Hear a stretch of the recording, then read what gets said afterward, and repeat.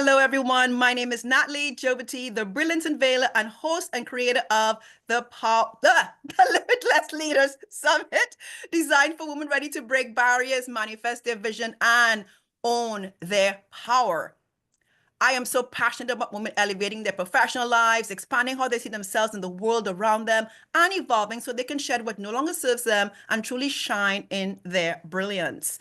Because the truth is, the possibilities are endless when we take the reins of our lives and be in our highest expression so we can become the apologetic, limitless leaders we are truly meant to be. Our incredible speaker today is Laurel Rutledge. Hi, Laurel. Hi, so Laurel glad to is be here. your, thank you, Laurel, sorry. Laurel is your Chief Navigation Officer. She's not your average coach. She's your business and organizational strategy consultant and advisor with some super deep coaching mixed in it. With a background in accounting, consulting, risk management, and HR across multiple industries, Laurel is a secret sauce for successful business owners and corporate leaders. Um, the key to her success, oh my God, my words today, is Laurel's alignment vision action model based on her nearly 30 years of corporate experience. When she's not serving business owners and corporate leaders to retain strategic services, intensives, or customized programs, Laurel is working on the next iteration of a long-running podcast. Listen to other podcasts or learning something new to share with her clients.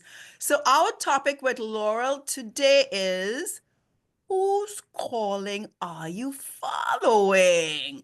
So very interesting topic. So Laurel, my first question for you is talk about calling for a minute and what it means to you and how you help your clients get clear on that. Well, first, thank you so much, Natalie. I am so honored to be here. What you're building and what you're doing and how you're serving is just so aligned with what I believe we need today. So thank you for having me. When I think about calling, we hear that word a lot. We hear purpose a lot. We have a tendency to use the same words over and over again until they just mean nothing. And what I mean by calling is what is that thing that you know deep in your soul is what you were put here to do? And I'll give you a story of how this became a big thing for me. So when I left corporate, I left for a number of reasons. One, it was really toxic, but I Mm, also left because I knew that I could serve bigger and better and broader just being out on my own. I knew that. I knew that I wanted to help leaders be incredible leaders, to align their words and actions, right? To ensure that they knew where they were going so they knew who could be on their team. Like I knew these things, they were just inherently who I was. But then when I started my business, I, because I'm a lifelong learner, right? And I'm also been reared to, Laurel, you don't know everything. Go to the people who know something. It doesn't matter their mm, station. You go where the information is, which is really great. Except that sometimes when we are so new to something, we allow someone else's perspective and vision of what we should be doing to become ours. And when I say really understanding your calling, I knew I wanted to be doing what I'm doing now, serving women owned and co owned businesses, working with leaders in corporate who are truly focused on leading well. What did I do in the beginning? I mm. started creating an online HR portal because most small business owners have a hard time with HR. I started doing all of these things that are very much in my zone of excellence. I'm exceptional at them. I'm an exceptional HR person, but that's not the Not your thing I'm calling. really put here to do. It's not my calling. And so when I talk about calling, it is like Gay Hendricks' book, if you haven't read it, The Big Leap. It Mm. is moving out of your zone of excellence where you are exceptionally good, but it's not the thing that feeds you, into that thing that you wake up every day knowing that this is what you were put here to do. And that's what I mean when I say that calling. You just But I know it. So I have a question because you just so when you're in your calling though, aren't you still in your zone of excellence though it may not be the go-to thing you're used to doing, but it actually is your true zone of excellence? Would you say put it that way? So if you the way that Gay Hendricks describes it is your zone of excellence is that thing that you are exceptional at. You are so good at it. People come to you for it. You're an expert at it. but it doesn't like feed you. Like you would Yeah. rather not be doing it, but you're really good at it, so you do it a lot. It's kind of like HR for me. I'm exceptional at HR. But man, if I have to have one more conversation about who touched who or why did we do, I can't, right? But I'm exceptional at those things because I recognize that it's mission first, people always. You got to have a good business or nobody has a job, right? So I'm excellent at it. But your zone of genius is that thing that is, yes, you're excellent at it, but the zone of genius is the thing that really is deeply, uniquely you. Yes. You Yes. know that you were put here to do it. And by doing it, you get energy as opposed to depleting your energy. You are in the zone all the time. Because when you're in your zone of excellence, you don't feel like you're in the zone. You may be doing really good stuff and you may have bursts of being in the zone, you know, that effortless place where things are just moving. But when you're in your zone of genius, you are always in the zone. Like you So are, I it's effortless. misheard you. I when you said zone of excellence in my mind, you were saying zone of genius. That's why I was Right. like, wait, what? Yeah. I love I've never heard that distinction though. Yes. Zone of excellence versus zone of genius. Two different Yes. because I use the terminology zone of genius all the time, but didn't Yes. know there was a zone of excellence one, which makes Yes. sense because it's like me as a writer. I'm a Mm-hmm. really good writer. Writing has always been something like just easy breezy. But if Right. I use that as my calling to help other people write, for instance, or to help other people write their books, and I know I Right. could, but I Yes. know I'd be like doing it, but Ugh. not feeling that Yes. like Yeah. like I'm making an impact, sure, but I wouldn't be feeling that like, oh my God, this is what. Right. No, I know. I had somebody tell me not that long ago, you should be doing more writing stuff, Natalie. You're so good. You should be getting writing contracts. And I thought to myself, Right. ooh, I know I could, but Yes. not my calling. No, no. The Big Leap, Gay Hendricks. I Yeah, gotta that's read where that. it came from. Have not read that Yes. book. Yes. So whose calling are you following, Laurel? So what made you want to talk about that today? Because when I think about your summit, right, it was only in hindsight that I realized that that had happened to me. And I think it happens to so many of us, especially when we're entering new jobs, new roles, new companies, new businesses, right? For those of us who pivot from, which I hate that word too, right? For those of us who have shifted from a corporate space or a W-2 space into an entrepreneur space or an ownership space, it is often easy for someone to come in and either usurp our idea or influence us so heavily that we're really not doing what we intended to do, or we're not doing it in a way that we feel we need to do. We have basically still be acting like an employee, right? We're doing Yeah. what someone else is guiding us to do. So it's the difference between guiding and advising versus having somebody that kind of coaches and leads you.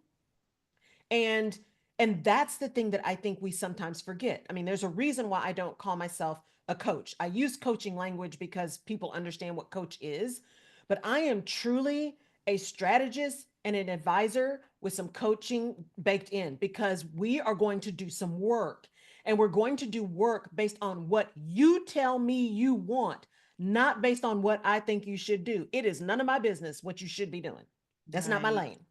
My lane is to listen actively and deeply to what you say you want, and then use my expertise to help you get there. And I think that's where we get away from our desires, away from our calling, because sometimes the calling is hard. Sometimes we're still trying to figure out what the real calling is, because there's all of this rhetoric around what's your purpose, what's your genius, there's so much noise. And so when we're in that search mode, it's really easy to be influenced by someone else's perspective of what it should be, or what it could be, or what it must be.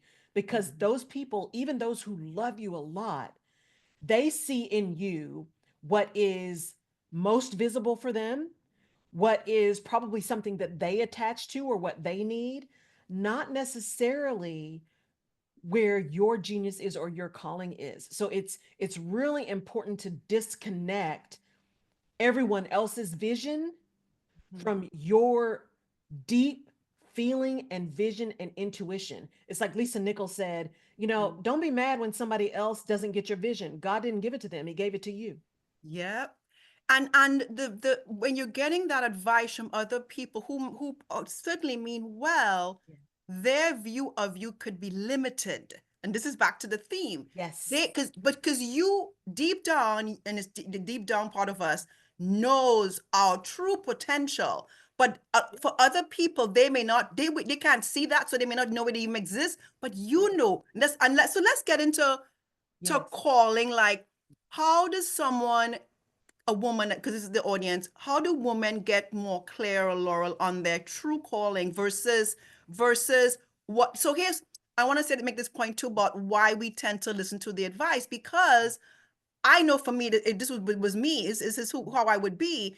They know more than I do. What do I know? I'm new to this, even though that's what I used to playbook I went by, until I Yeah. realized, like, no, they know what they know, and I know what I know. And a lot of times I knew things, I didn't know how I knew them, Laurel, but I Right. knew them, and I wasn't even taught about it or read, but I just knew it. I'm like, I already know what they're saying to me. I thought they were an expert. I already know. So there's stuff like that. We have to just Mhm. get out of our way and be like, trust our guidance, our inner guidance, and not just take the bait of what somebody's saying to us. Right.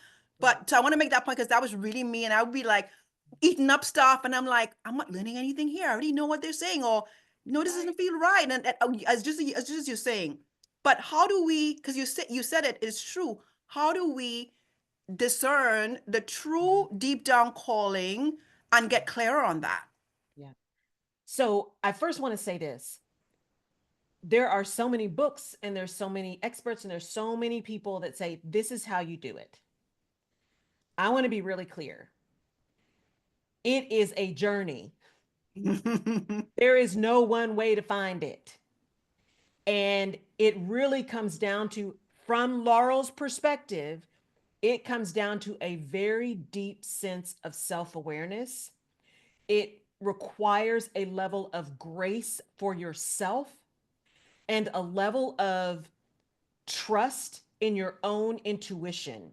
Mm, And that enables you to make a big distinction between this is what I want to learn and want to know, and where I can go get this to give me additional information to decide what I really want to do, versus I don't know what to do. I'm going to go to the people who are going to just give me the formula to make it happen. That's desperation thinking. That is, I've been there. I think we've all been there, especially entrepreneurs and even in careers where we're just like, I don't know what to do. Just tell me what to do. I'll follow the rules. Just tell me what to do. That's just going to follow make the the rules. pain go away or make the next promotion. Just tell me what to do to make it happen. There's a level of desperation in that has us attach ourselves to the list, the steps, right? True uncovering of your calling is Mm, letting the steps go and letting the discernment happen. And it requires deep self awareness. It requires a willingness and an ability to get aligned. That's why my framework starts with alignment, right? Who you are, where you are, what you want, what it takes to get there. That's my framework, right? Alignment, vision, action. And it all starts with that alignment piece where you get really deep into who you are and how you want to show up in the world.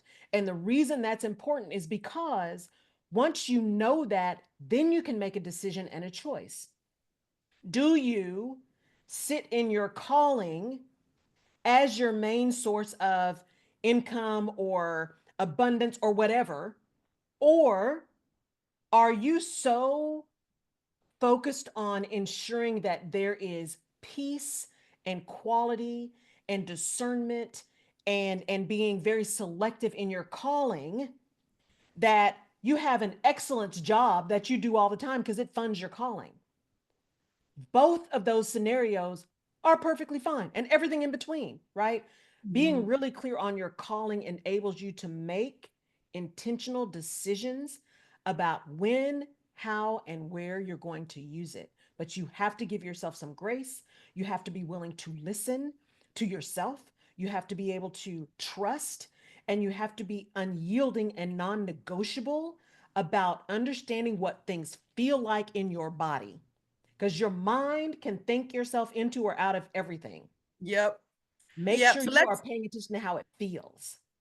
let's talk about that embodiment a little bit more, because I think it's something that, we might hear the word, be familiar with the word, but we really don't take the time to be like, what is my body communicating? What is, and detaching ourselves from all, because I'm sure a lot of women listening to this, Mhm. we're type A's, ambitious, very rational, very strategic thinkers. Yeah. That's very common among women, Mhm. especially women of color. Yeah. But all women, we tend to have those, a lot of us tend to have those traits. And because we have those traits, we've leaned so much on them, relied on them to the point where we're like, intuition, what's that? Like, I don't Yeah. know. I'm not even aware, or not even. So in the intuition and the knowing that all those things you're saying, Laura, like how do we listen to the body over the mind? So this is what's interesting. So I've been with my therapist for years, right? And I'm very vocal about that. I don't have any shame about having a therapist. In fact, the relationship has moved to now kind of like business therapy, right? Like, how do I be this entrepreneur? Um, but a lot of the work that we did, because I have always been a very self-aware person. That's who I am and how I'm wired. And part of it was the rearing too, the kind of questions we got asked from our parents, my brother and I, about why did that happen? What do you think? What were you think? That kind of deep reflection. So that's one. But the other thing that we went through is a recognition, and this may sound really woo woo to people, but I like facts and science and that kind of stuff. There we are physical beings who have nervous systems. That nervous system, through the years, whether you are a creationist or an evolutionist, the nervous system exists. And over the years, the nervous system exists to keep us safe. That is the role of the nervous system. And that nervous system transmits things to our brain that tell us what to think, what to believe, and what to do. So there's a theory called the polyvagal theory. It looks like a normal curve. In this polyvagal theory, it's kind of like the real theory behind the fight, flight, freeze, or faint. That. So in dorsal, you're in that just absolute freeze faint mode, right? Like I can't, those days when you feel like I just can't, I just got to go to bed. Deep Mm-hmm. depression, all of that stuff. Then there is that sympathetic, which is kind of the central, which is the fight or flight. Panic. Sometimes when I am in that sympathetic, I am energetic, I'm focused, but it's frenetic, right? It's that energy that you've got energy, you're getting things done, but it's not necessarily controlled energy. It's just really Not frenetic energy. stabilized. It's not stabilized. And then there is ventral, which is your zone. Things are moving, you're calm, you're at peace, things are happening, right? It's like everything is with ease. And so for us to really think through kind of that calling and that awareness and that understanding the intuition, it is recognizing that we have a nervous system that's purpose is to keep us safe. And when we know that, that means the response that we are having to a thing, we have to give ourselves at least a bit of a pause. I call it the power of a pause, to say, oh, wait, that doesn't feel right. Why? Mm-hmm. Or I am not able to focus. Why? What Mm-hmm. is going on in my system that's saying something isn't right? And when you get in tune to that, even if you don't know the answer in the moment, you can at least begin to recognize something's not right. I need to take a minute. And I can Yeah. decide if I need to just push through. I can decide, is this just me doing something that's uncomfortable and I need to keep going because it's just discomfort? Or this is no, that intuition you get when your antenna twitches because this guy's been following you around the store and it just doesn't feel right, right? That awareness, that understanding that we are actual beings, we are mammals with a nervous system that has evolved over time but is still there to keep us safe, that our response to things is a safety mechanism. And Mm-hmm. if we can take the time to recognize what we're feeling, why we're feeling it, and then what we want to do about that, and in some cases what we must do about that, that's where you really start to be able to discern, does this make sense? Why is this not feeling right? It's not feeling right because I'm really not supposed to do this, or it's not feeling right because I've just never done it before and I like to be a perfectionist and this is going to make me uncomfortable.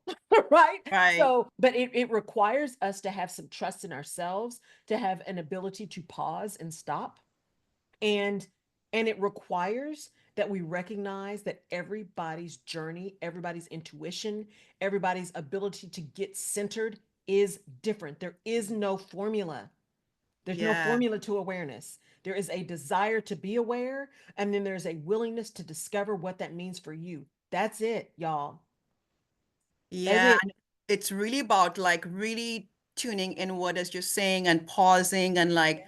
why do I feel, why do I know what I know? Like even that, like the knowing, like, Yeah. why does this feel like it's like I got data, but there's no data to support it, but I feel so sure about X, Y, Z. And taking those small little steps to go, even though my logical brain is not tracking with this, Yes. I just feel so strongly that this is, you know what I mean? And then the more we do it, the more we're like, oh, there was something I knew, even though I don't know, understand why I knew it. Right. Gosh, Right. it's such a, I call intuition our superpower, Laurel. Like I Yes. really believe like when, and I know for me, I'm still living that journey out, but it's so different than I used to be. Like Mhm. I was so trapped in my logical, rational brain for Yes. so long and made decisions just purely from that place all the Yes. time. Yes. Um, and that serves us to a point because it's our brain, it's how we're wired, and Absolutely. it's a gift. Yes.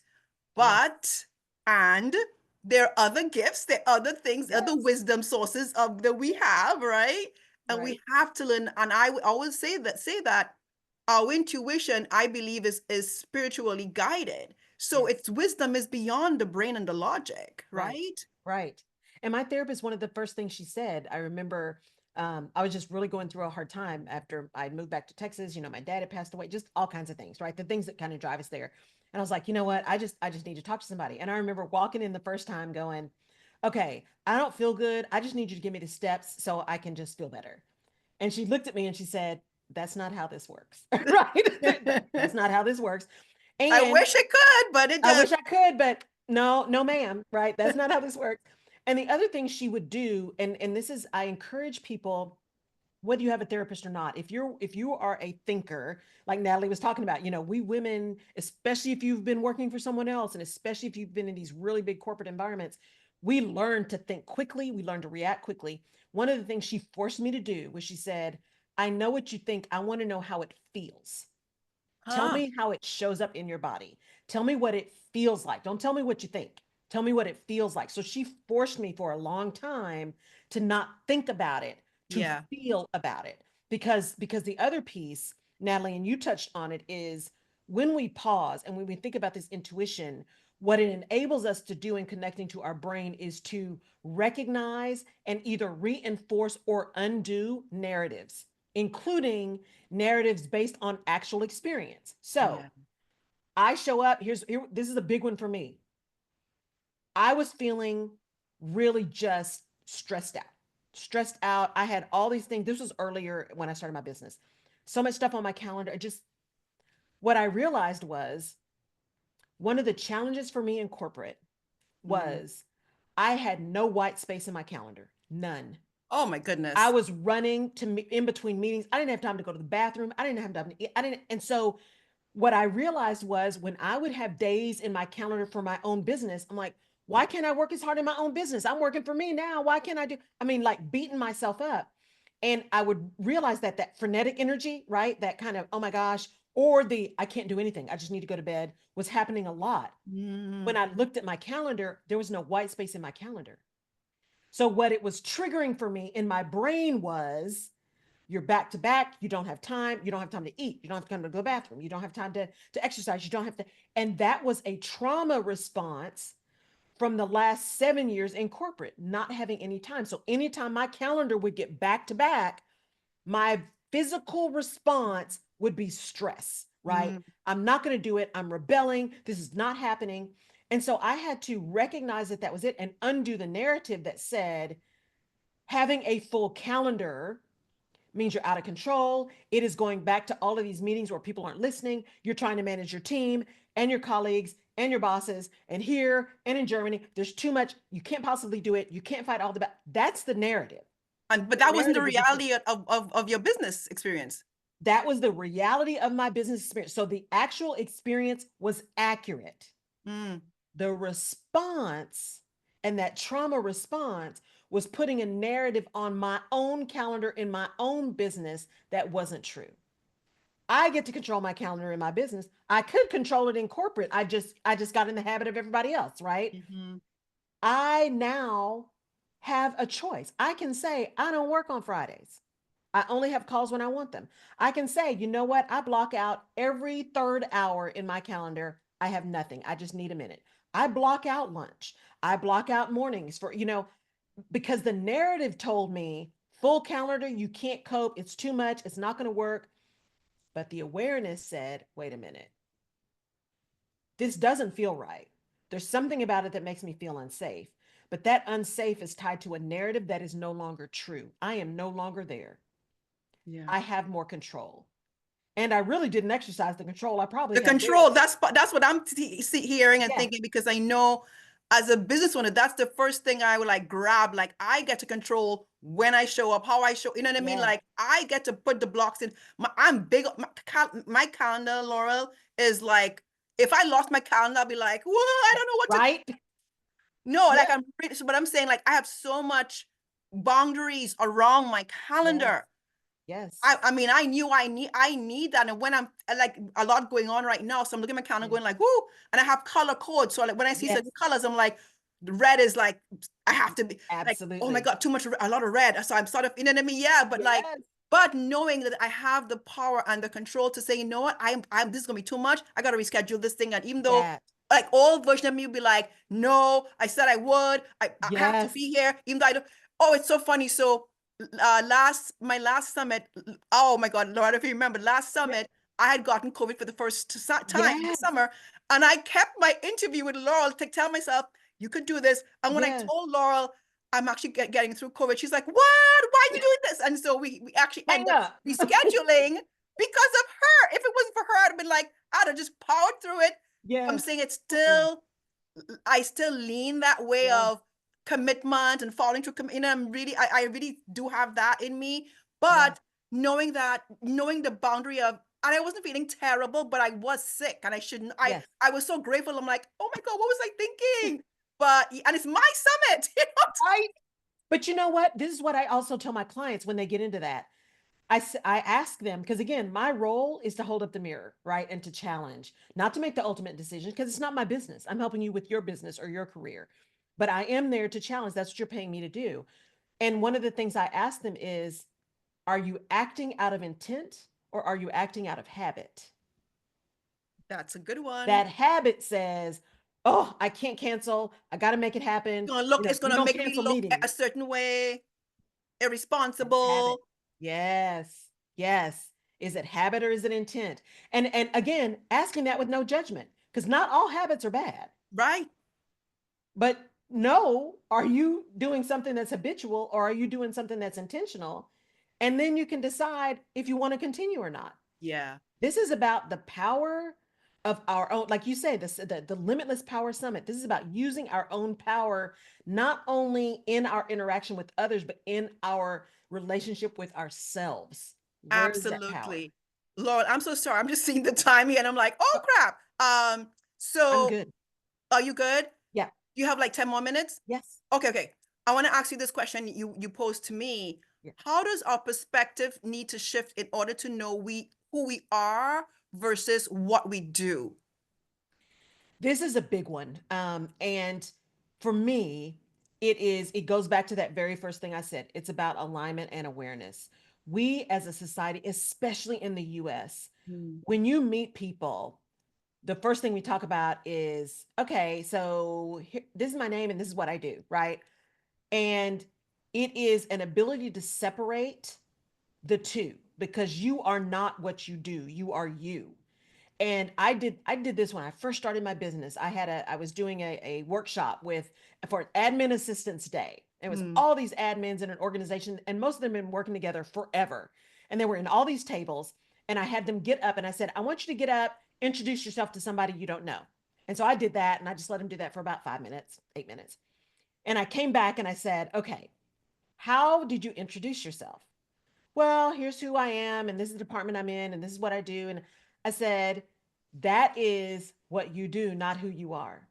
I want you to get back up from your table, go find someone you don't know, and I want you to talk about who you are. So they did that. We came back. There was a table that found out they all had like poodles. There was another one that found out they all liked cooking. There was another. It was that whole idea of who are you? What you do is just what you do. That's how you make a living. That's how you enjoy your skills. But who are you? It's why I have a tree in my logo. It is purposeful. And everybody says, everybody's got a tree in their logo. I know, but here's what mine means, right?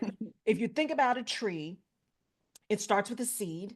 The seed gets planted and the roots happen first.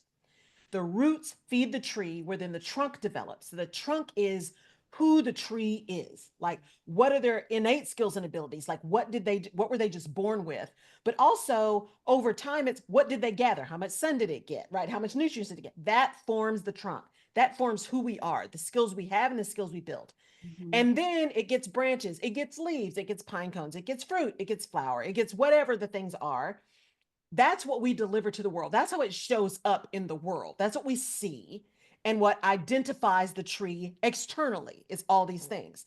And then over time, those things fall off, they go back into the ground, they re-nourish the tree. And so when you think about that shifting perspective from who you are from what you do, is think about that root system. That's what grounds you. For me, faith, family, friends, and health. When my world is upside down, when that polyvagal thing is all off, one of those four things is off. That is my fundamental. Your fulcrum. That is it. That is the point with which from which I pivot and turn. And then that trunk is, here's who I am. And I am a nerd. I love words. I love books. I love old movies. Don't tell me nothing about new on TV. Give me Casablanca and Auntie Mame, Oh, right? yeah, all movies. Old movies, right? If it's even black and white, I'm good, right? Those are the things I love. I love music, everything from classical music, right? I'm not a big like hard rock fan. That's not my thing, acid rock, all that. But I love jazz. I love, Love music. blues. I love all these things. These are the things that are innately who I am. I have a great ear. I'm a horrible singer, but I have a great ear. I have a great eye for detail. These are the things that make me who I am. Mm. And then the impact I want to make, I want to help women build businesses that are founded on a culture they wish they had worked in. I want them to continue to lead with their hearts because that's what makes us powerful. But I want them to act with their head because it's a business, not a family. Yes. I am able to see dots that other people can't see, much less connect. And I want to connect them for leaders that are inside that says people will listen to what you say, but they will believe what you do. You did not say the same thing that you did. Of course, they're not going to meet your expectations. You didn't tell them the expectations. You Mm-hmm. said one thing and held them accountable for something else, right? You didn't speak the truth. You are so afraid to be unkind that you created this situation, right? That's what I deliver to the world is truth, justice, right? Clarity, the decision around personal empowerment that says that's that last question I ask, who you are, that's you. Where you are, I'm in this environment, so I need to understand that. What do I want? It's clear. I'm pretty clear on the things that I want. But what are you doing? What must happen? And what are you willing to do to get that thing you want? And Mm-hmm. my ability to help people really think through, this is what I said I wanted, but this is the only thing I'm willing to do. And if those don't connect, out of no judgment, I might need to switch or shift my perspective. I Mm-hmm. love numbers, but I hate working by myself. I probably shouldn't be an accountant. I love animals, but you know what? I don't want to get up early in the morning.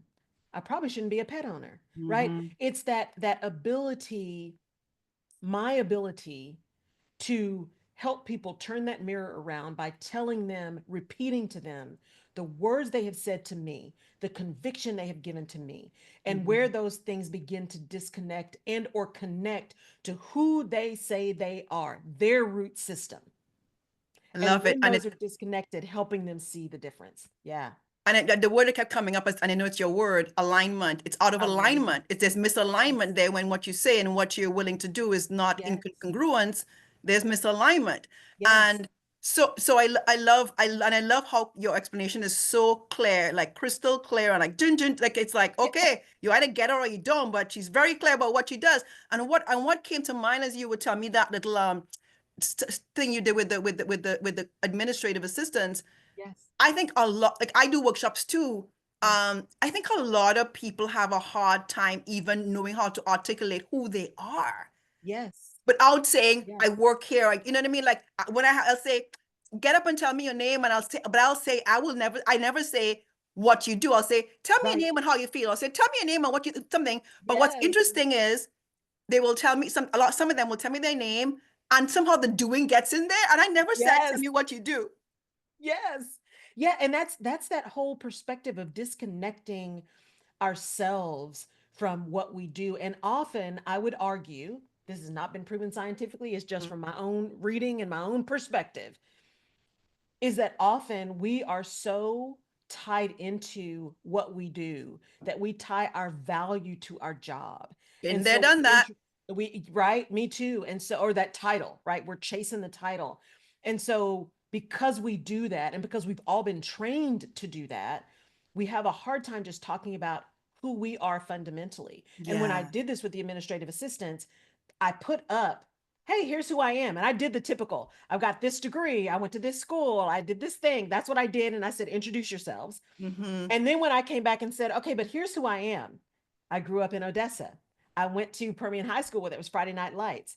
My great grandfather, was one of the first people that was an ag teacher at Prairie View A&M.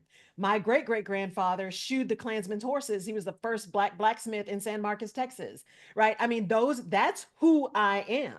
Your story, yeah. That's my story, right? And so, in order for us to disconnect and to shift our perspective into who we are so that our jobs become simply what we do, Yeah. it is to understand, to seek out, understand our own stories from a place of no judgment, a place of grace, a place of discernment, and a willingness to dig deep into our own self awareness and alignment, right? Who are you? If everything went away tomorrow, who Mm. would you be? Because if Yeah. your job goes away tomorrow, I'm thinking about all these people right now who are losing their jobs. Who are they? They are A still lot of them. them are probably going through identity crises because so Absolutely. many of us attach self value or worth, Yes. our sense of self to our work. To the work. And To then the they had work. no idea it was I read something. Oh yeah, let's not even go there. Yeah. But like, Yeah. can you Yeah. imagine? Yes. And don't get me wrong, there are many people whose calling is their work. I think about research scientists. I think Oh about some yeah. doctors. I think about even people in corporate, right, who really their calling is to make that organization and whatever that product is the best it could be. I mean, that it is in their soul. Yeah. There is nothing wrong with that. There's nothing wrong with that. And even in that, you are connected to the work you're able to do because you can do that work in a number of places. If you love accounting, that's what you do because numbers are beautiful to you. You can be an accountant anywhere. That's Right. why I tell people don't tell me the job you want, don't tell me the title you want. Tell me the work you want to do And the impact you want to make. and the impact you want to make. Because Amen. that opens the gates for you of possibility. When you say, I want to be a cost accountant in oil and gas, okay, well, Don't have much I'm to add happy to there. help you do that, but and then that's the why question, right? Why? I'm a five whys girl. We're gonna ask why five times because is it really that's what you want to do, or did somebody tell you that that's the best thing you could do? And what you really want is someplace that feels stable and makes a lot of money. Okay, we can work with that, but that's not necessarily an accountant in oil and gas. Right, right, right. Anything else you want to share before we get into a fire round, Laurel? No, I love what I do. I love what I do. And I love doing the work. It is really hard work. So I don't ask anyone else to do work that I'm not willing to do. And I recognize this alignment work, this awareness work. It is hard. There are days when I'm like, really, girl? What seriously? What do you sign up for? Yeah, are we gonna have that conversation with ourselves one more time? So it's not easy work, and it is some of the most rewarding work to really get clear on who you are. My word is non-negotiable. I am non-negotiable about my peace. I am non-negotiable about my self-work. I am non-negotiable about my family, right? I am non-negotiable about my health, my faith, family, friends, and health. I am non-negotiable. I am protecting my peace with those things. And it was not easy to get here. The journey was hard, and it's not perfect every day. But it is well worth the effort. And I encourage you, if you don't have that yet, if you don't have a deep-seated, immovable Mm, understanding of who you fundamentally are, that is work worth doing. love it. All right. So here we're going to get into our fire round. Do you have a word theme of the year, Laurel? And if so, what is it? Yeah, the word theme of the year for me is that non-negotiable. I am non-negotiable. I'm Oh, not going to be arguing about stuff. what's one limit you once believed in that you have now shattered completely about yourself? About Limit. myself. One thing that I have shattered is that I am I am unable to get things done in a timely manner. And that came from I used to be that person that packed like 2 weeks ahead of time. That was me. Proper prior planning prevents poor performance. And it seems like over time, right, I've gotten to be that last minute, oh my gosh. And then I'm stressed out and I'm like, I can't be dialing stuff in. The reality is what I failed to connect, again, connecting those threads, what I failed to connect is that my ability to get things done faster now is because I've also got 20 plus more years of experience. So there may be things that take me longer than I like, but there are other things that I'm so much faster at. And I can't automatically just assume it's going to take me forever to do something. I may be new to something, but I am not new to this. I know me and I Mm, know a lot of stuff. And so I am a startup with 56 years of experience. yeah. Wow. That's a Yeah. good one. Yeah. In 1 to 3 words, how would you describe your leadership presence? I believe my leadership presence is really about active listening. That's it. Everything falls from there. What's a favorite quote or song title you'd like to share that has been instrumental in your life? Mm. There's so many, but I'll tell you one that I am using now a lot is well, there's two. Can I do two? There's two. Hmm. You can The do two. first one is trust yourself. In this moment, you are enough. In this moment, you have everything you need. That's one. Mm. The other one is actually from the book of Habakkuk, which is write it down and make it plain. Oh, the vision. Write it down and make it plain. Those are the two things that I'm doing, and I am being really mindful and intentional about when I get really off kilter because my brain is messy. I'm usually having 4 or 5 conversations at the same time. It's the way I function. Yeah. And when it gets too messy, even for me to handle, is to stop and remember that I trust myself, that I'm connected to the divine, that He's got a plan, and if I will just pause a minute, that it's okay. He's got this. I need to trust me that I can hear him. Mm. And just writing it down, right? I do what I tell my clients to do. Write it down. Write it down. Get it out of your head. Get it out of your head because a goal without a plan is just a wish. So write it down. Write it down. Then Love you can take it. action. Then you can make some discerning decisions. Who do you see as a limitless leader in the public eye, past or present? A limitless leader. Yeah. You know what? This is going to sound really weird. Maybe it's because it's Black History Month while we're doing this interview. Um, but Barbara Jordan. Barbara Tell us who Jordan. Barbara Jordan is. So Barbara Jordan is a Texan. She was one of the first Black women in Congress. She worked with Lyndon Baines Johnson, and she had some disabilities, Mm. but she was an attorney. She came from nothing and became amazing, and was this great representative for the state of Texas. And so I see her, and I see her strength and her conviction and her unwillingness to let whatever was getting in her way stop her from the mission. She I love just that. absolutely limitless. Wow. Limitless. Yeah. Yeah. I love that. Mhm. If you could give two more, if you could gift every woman one belief about herself, what would it look like? Or what would it be? Sorry. If you could gift every woman one belief about herself, what would it be? It would be a belief that never faltered, that whatever she determined she could do, she could do. That would be it. That belief was just, it pervaded every fiber of her being, that whatever she decided she wanted to do, she had the skills, the ability, the capability to do it. And lastly, what's a practice you do often that helps you embody your limitlessness?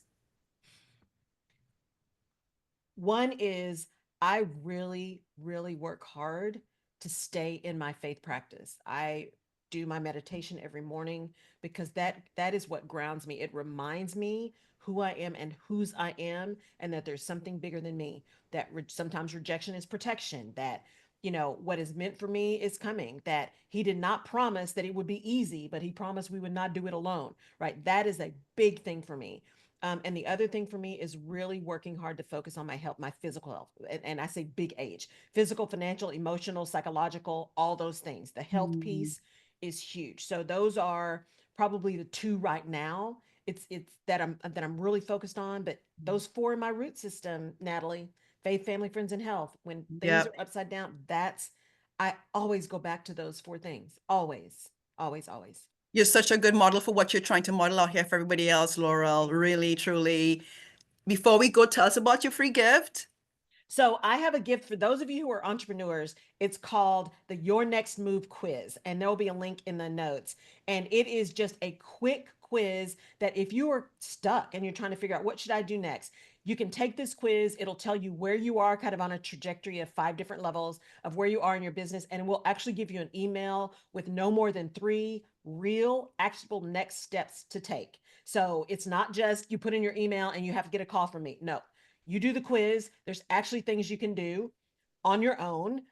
If you want some additional help, in those emails are ways that you can connect with me and we can help you get there even quicker. Awesome. Thank you so much, Laurel. It was a pleasure having you Thank at my you. second summit. Yay! Yay! Thank you so much. It was an honor. Thank you. Bye, everyone.